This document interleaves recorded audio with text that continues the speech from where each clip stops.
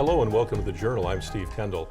All of us at some point in our lives will be faced with making difficult medical decisions and other decisions that will come at the most vulnerable time. What can we do to be properly prepared to make those kind of decisions? One way is through advanced care planning, and we'll be joined in this journal by a number of experts to help us better be prepared for that situation. Joining me in the first segment from the Hospice of Northwest Ohio is Sarah Chambers.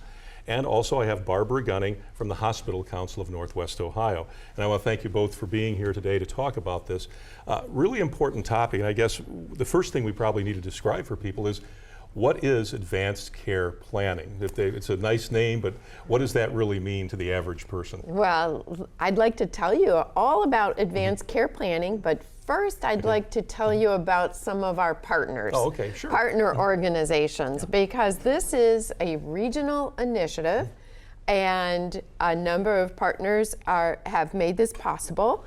And so one of our stronger supporters is the Hospice of Northwest Ohio, but other partners, very strong partners, are ProMedica, Mercy, the Bellevue Hospital. We have Wood County Hospital, Fulton County Health Center, UTMC, the University of Toledo Medical Center, Henry County Hospital, and I am sure that I am forgetting somebody, but it's a nice, wonderful group of individuals. So now, let me tell you about advanced care planning. Right. So advanced care planning is really thinking about and talking about the choices that you would like to have made for you in the future if a time comes when you cannot communicate your own decisions. Oh, okay. And as I said, that comes at a time, and obviously if you're not prepared for that, now being able to communicate what you want to have happen or not happen becomes very difficult. Obviously, Sarah, from Hospice of Northwest Ohio, not everyone is as prepared as they should be. And when you talk about advanced care planning, what are some of the first steps, and why is it so important that people do this before they may find themselves working with your organization or in the hospital or in an emergency room or hospitalized in some kind of situation? So why is this so important? I think one of the reasons is when you're in an emotional crisis, you really can't think straight. And there's some scientific evidence of that. They've done some studies with people in MRIs showing that your emotional center in your brain kind of takes over. And it's hard to think reasonable and logical when you're in a healthcare crisis, which never comes with a warning. Sure. And I think a lot of people find it difficult to talk about, but after they've sat down and had a conversation, they feel empowered. So as a nurse, I have a background in ICU and in hospice care, and I've seen what can happen when people don't plan. And that can create rifts in families. It can create a huge amount of emotional distress that can go on to affect people's emotional well-being for years. Yeah, and obviously too, you want to be able to make the right medical decisions and the right other decisions at that time. And as you said, things can get in the way if you haven't thought at least a little bit about it. There really isn't anybody who shouldn't do advanced care planning, correct? I mean, we all should do it. Oh, we think that everybody, all adults, and we consider anybody 18 and older as an adult, because an accident, a sudden illness can happen at any time to anybody. And we do know that for younger people under the age of 45, the most common cause of mortality is injury. So nobody plans on being injured. Sure. It just happens.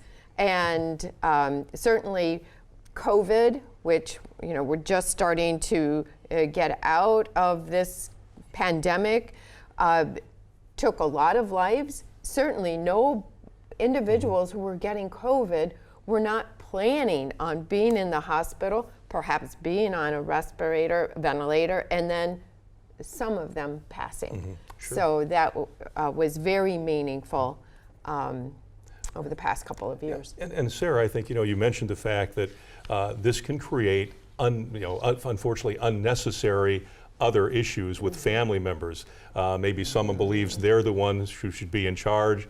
Maybe another family member disagrees. Or if there is no plan of like, well, this is what the person we're talking about wanted, everybody will have their own opinion on what should or shouldn't be done and when it should be done or not done. So that's a big issue. If you don't have anything in place at all, yeah, you're sort of at sea on this with people, and it creates issues. It does, and when we sit down with an individual and their healthcare power of attorney, we are really trying to prepare that power of attorney to advocate on their behalf and not necessarily make decisions for them.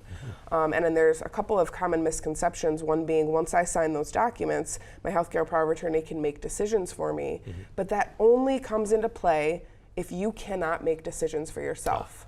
Whether you can't communicate or you're deemed maybe too confused to make your own decisions. So none of these documents come into play until that. And I think the other common misconception is that this is only for older people. But the history of it, the reason we have these documents, the reason we're allowed to make future medical decisions is based on 3 cases of very young people in their 20s having an acute illness or injury. Yeah, because I think as you said, Barbara, an accident, something that no one has expected. Now suddenly you're thrust into this situation where maybe you're 25 years old, maybe you're married, maybe you're not. But now someone, if you're unable to make those decisions, you're trying to figure out who's going to make those decisions on the fly, and that's obviously not the best way to do anything, let alone something as important as this. Absolutely. So number one is we think that talking with your loved ones about your wishes is most important. But with advanced care planning, we also help individuals complete their healthcare power of attorney documents, their State of Ohio advanced directives. So these are legal documents. They name the person or persons who you want to advocate for you.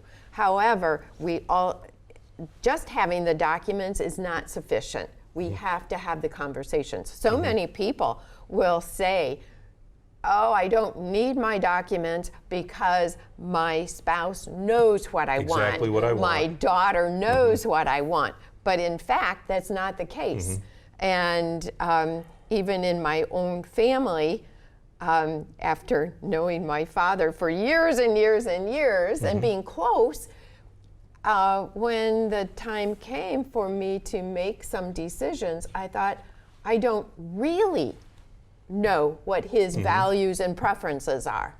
Yeah. So I had the sit-down conversation. Yeah, and we've got just a moment here in this segment, but things that are verbalized are up for discussion when this time comes, because everybody thinks, okay, I know exactly what this person wants, but then having to implement that in that situation probably isn't comfortable. Maybe somebody goes, wait a minute, I know he doesn't want to do anymore, pursue this medical course any further, but I can't bring myself to say stop. And I know we're going to have to capsulize this in a few seconds, but Sarah, how do you, when you deal with that, how do you convince people, if this is what he wanted, how do you work with someone who says, wow, I know this is what he said, but I can't bring myself to do that? I think it's a very gentle conversation that involves some empathetic listening and a little bit of time. I also think it's important to point out, though, that Barbara mentioned these are legal documents, but you do not need a lawyer to fill these out. Yeah, okay. When we come back, we're going to talk a little bit more about advanced care planning.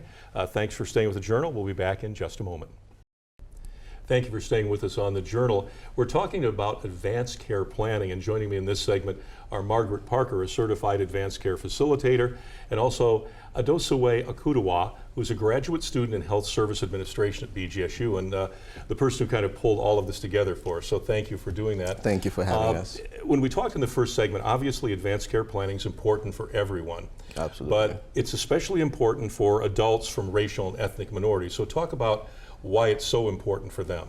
Absolutely. Thank you very much for having us. One of the things that's important for advanced care planning as far as minority populations is concerned is there's a wealth of research that shows that minority populations and people of color usually have worse health outcomes compared to white Americans.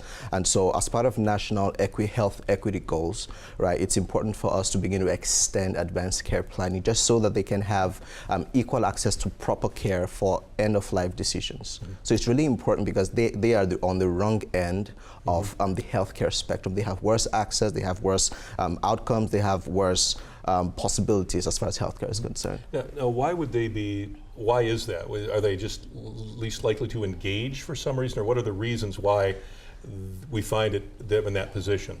Yes, one of the reasons is they are least likely to engage, like you said, for various reasons. One of them is a perceived distrust in the healthcare system. Another is because of the technically low educational level. So one of the things that limits people, especially ethnic minorities and people of color, from engaging in advanced care planning is low socioeconomic status, low educational status, and every peculiarity that's associated with ethnic minorities. And so these aspects of their lives kind of limit their inclination towards advanced care planning. Now, Margaret, when you're obviously certified in this field, you deal with people who are entering this process. Yes. What are some of the difficulties you see, or how do you address those situations where people are uneasy about even coming in and talking to someone like you? It's difficult. Again, you have to, the communication is, sometimes it's broken because of the distrust or them believing it's not something that's not necessary due to family history, makeup. They just don't think it is necessary, that they have to plan in case something were to happen to them. And being a facilitator, that's my job, to not to convince them, but to let them know how important it truly is. To get this, to put an advanced care directive in place. And what are some of the things that you say to them to put them more at ease about just entering the process and then understanding why it is so important? Most times I give them an example. I have an example. My mom passed away 23 years ago, but when she passed, she had already given me her directives, even though they were not in writing. And she wanted to be cremated when she passed, and she did not want to be put on any life support. And so I had to explain that to her sisters, who insisted that I follow the family plan. Of her plan. Instead of her plan.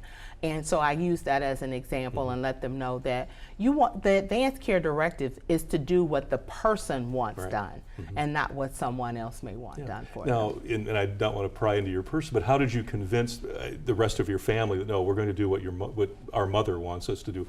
How were you able to work that out with them? I just said that's what Mama wanted. We're doing. No, Okay. I just said that's what Mama wanted, or that's what Good. your sisters wanted and your sister wanted, and they just said, okay. Well, and that's they good. did not argue with me.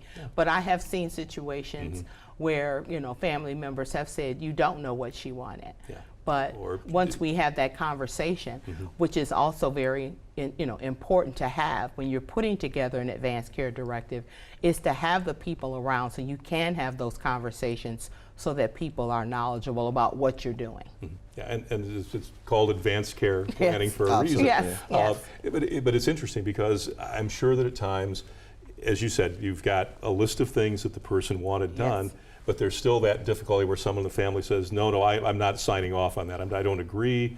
Absolutely. And that's a difficult situation. Absolutely. And I think one of the things that adds to that is religion.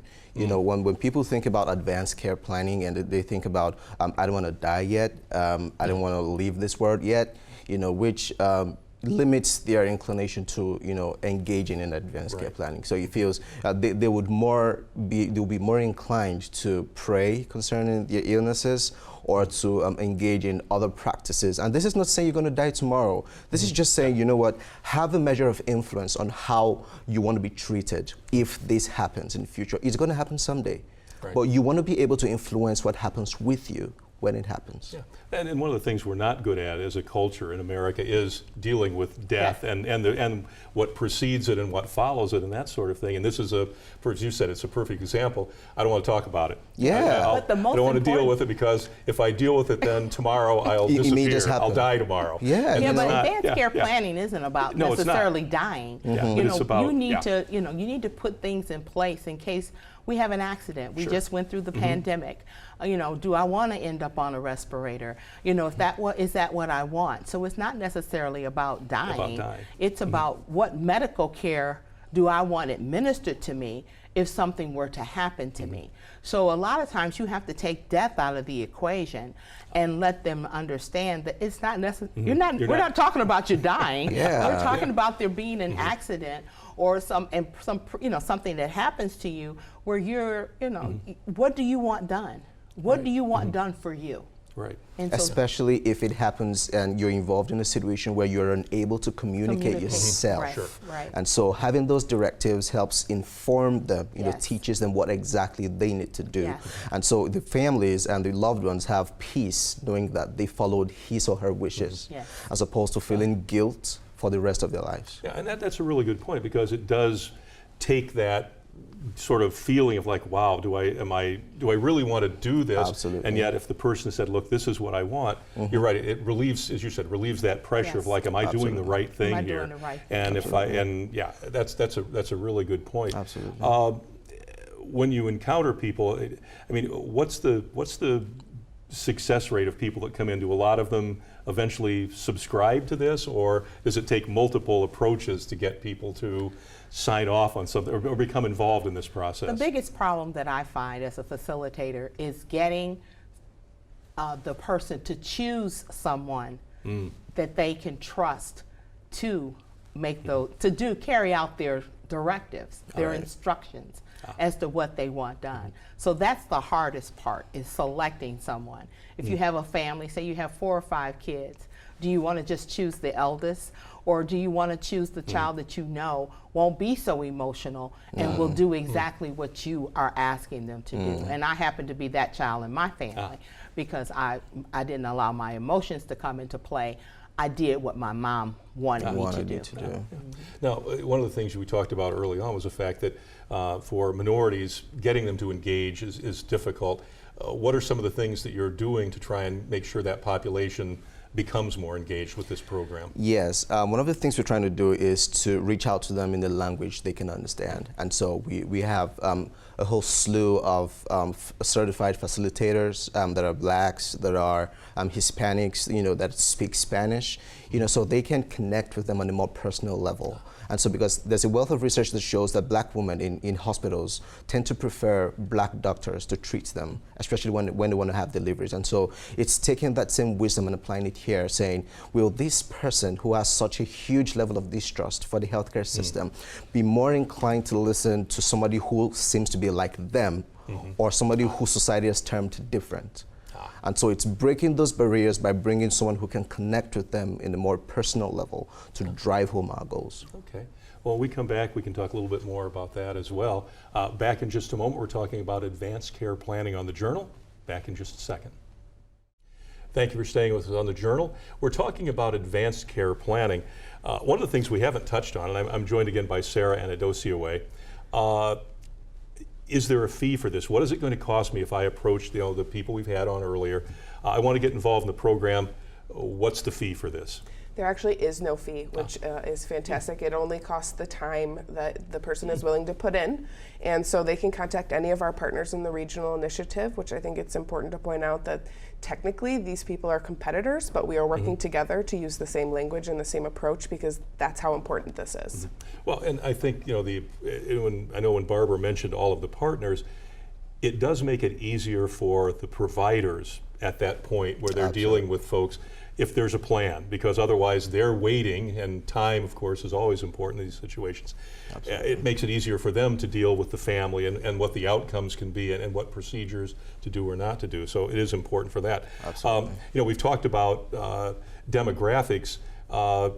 Is it, and I know that Barbara talked about the fact that everyone should do this, but I suppose especially if you're a little bit older, it's never too soon to engage in this process, because as we get older, things start to happen. Some of them may be a little more predictable than others, but we're still susceptible to things that just happen out of the blue, a medical situation. So it's really important for people who are older to get involved in this, correct? Absolutely, absolutely. It's like Barbara said earlier, it's important for people of all ages to engage in advanced care plan, but I think it's not exclusive to just older people. Young people as well also need to get involved in advanced care planning. Why? Because as a young person, I ask myself, why exactly should I get involved in advanced care planning?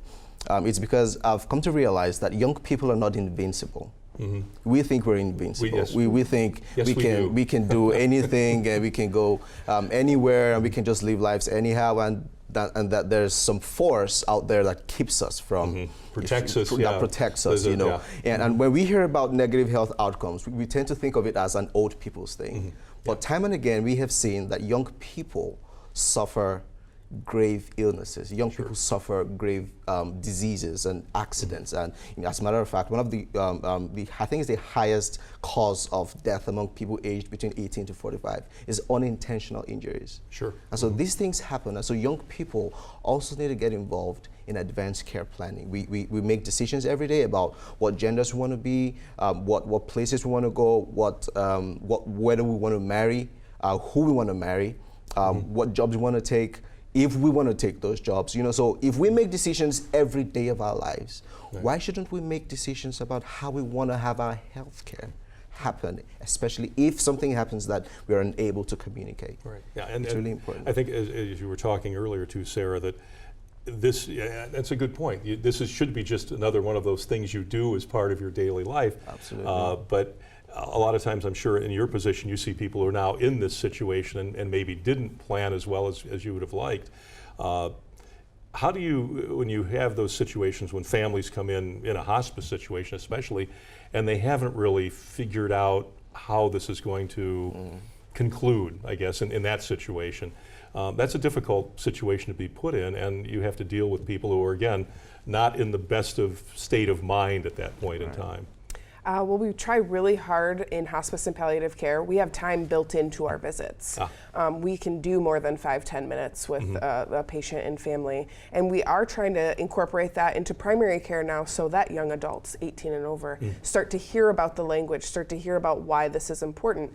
And if you look back on the history of why we have these documents, it was because of Karen Ann Quinlan, Nancy Krzan, and Terry Shivo, who were 3 young ladies who had something happen to them, who were left in vegetative states for a long period of time before they were allowed to die naturally, which was against their own wishes. And so unfortunately, it's the ladies' legacies, but they are the reason that we had the Patient Self-Determination Act in 1991. So this is a fairly new concept to plan for future healthcare decisions. But in hospice and palliative care, certainly we have the time built in, but we are trying to, with our regional partners, build this into primary care and be more upstream of the process. Sure, and because the more you know about it, as you said, the more familiar you get with it, the more at ease you'll be with engaging in the process. Absolutely. And not see it as like, oh, I don't want to talk about that, I don't want to think about that. COA made a great point in people being afraid to talk about it, but I always tell people, talking about this doesn't make death come sooner, just like ignoring it isn't going to prolong your life. Absolutely. So.